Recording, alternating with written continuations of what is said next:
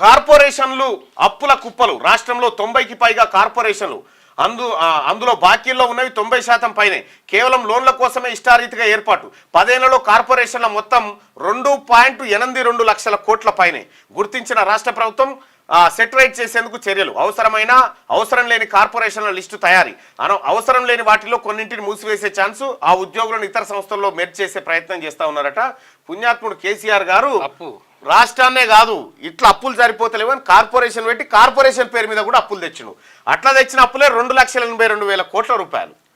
అందుకే ఏమంటుండు హరీష్ రావు 4 లక్షల కోట్లే 4 లక్షల కోట్లే అని ఎందుకు చెప్తున్నాడు?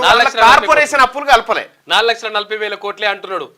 ఇవి కలిపితే తెలుస్తుంది 7 లక్షల కోట్లు అయితే లెక్క. రైట్ గా అధిక అప్పులు 5 కార్పొరేషన్ల మీదే. గత సర్కార్ అసలు ఆదాయమే లేని కార్పొరేషన్లను ఏర్పాటు చేయడమే కాకుండా వాటి నుంచి అధిక వడ్డీతో అప్పులు తీసుకుంది. మొత్తం కార్పొరేషన్ల అప్పుల్లో 5 కార్పొరేషన్లవే 95% ఉన్నవి. మార్కెట్ వడ్డీ 7.63% కంటే ఎక్కువగా 10.49% వడ్డీతో లోన్లు తెచ్చుకున్నది.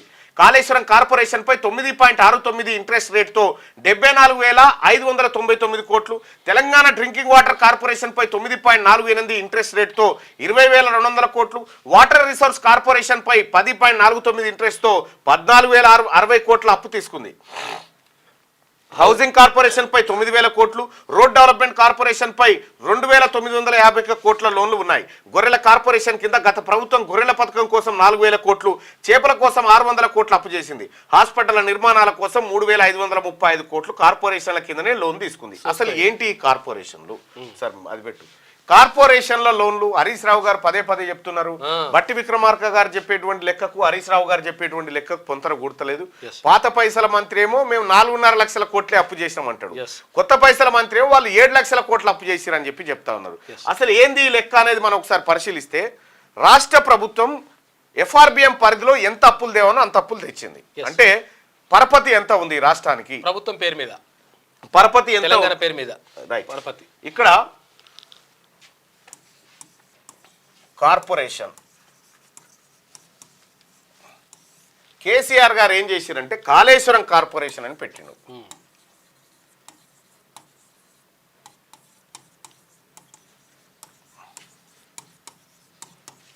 ఇది పెట్టి దాదాపు ఒక 70,000 కోట్ల రూపాయల అప్పు తెచ్చిండు. 70,000 కోట్ల రూపాయల అప్పు తెచ్చిండు. మరి ఎవరు కట్టాలి ఇదనంటే బ్యాంకు వాళ్ళకి ఏం చెప్పిండు ఎరికేనా కేసీఆర్? ఇది కూడా మళ్ళీ తక్కువ కాదు, 9% అబోవ్ ఇంట్రెస్ట్. 9 మార్కెట్లో చాలా తక్కువకి ఇంట్రెస్ట్ దొరుకుతా ఉన్నా అది పెట్టి ఎక్కువ ఇంట్రెస్ట్కి పట్టుకొచ్చి ఇప్పుడు ఎవరు కట్టాలంటే తాగినోడు కడతాడు తాళ్ళ పన్ను అన్నట్టు లేదు కదా.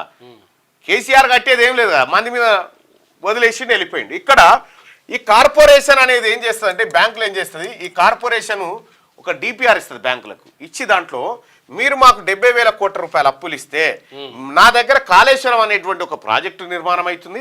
ఈ ప్రాజెక్టు ద్వారా నేను నీళ్లు రైతులకు అమ్ముతా అని చెప్పింది. దాంట్లో రైతులకు నీళ్లు అమ్ముతా, ఎకరాకి ఇంత తీసుకుంటా, 50,000 రూపాయలు తీసుకుంటా. రైతులకు నీళ్లు అమ్మడం ద్వారా మళ్ళా మీ లోన్లు కడతా అని కార్పొరేషన్ చెప్పింది.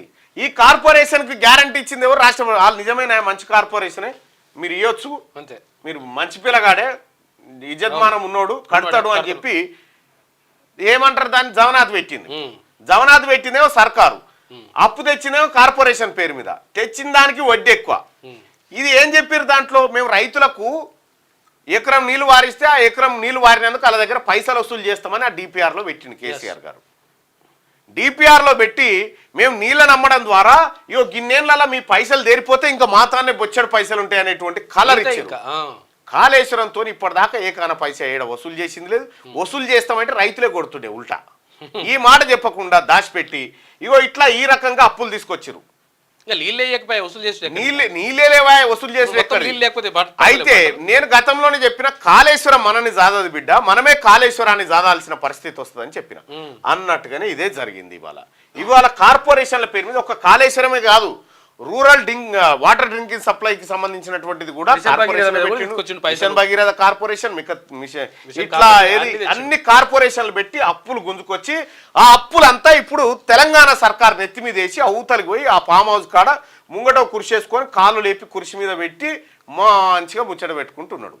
ఇప్పుడు ఈ 2,80,000 కోట్ల రూపాయల అప్పు అంటే ప్రభుత్వం పేరు మీద లేదు కాబట్టి మాకు 4,40,000 కోట్లే ఉన్నదని చెప్తున్నాడు హరీష్ రావు. ఇప్పుడు ఈ కార్పొరేషన్లు కట్టాల్సినటువంటి ఈ 2.80 లక్షల కోట్లు ఏవైతే ఉన్నాయో ఇవి మేము చేసిన అప్పులు కాదు, కార్పొరేషన్ వాళ్ళు చేసుకుర్రు అని చెప్తాను. అట్లా ఈ కార్పొరేషన్ వాళ్ళు చేసిన పనులేమో వీళ్ళు చేసినట్టుగా చెప్తుంటారు.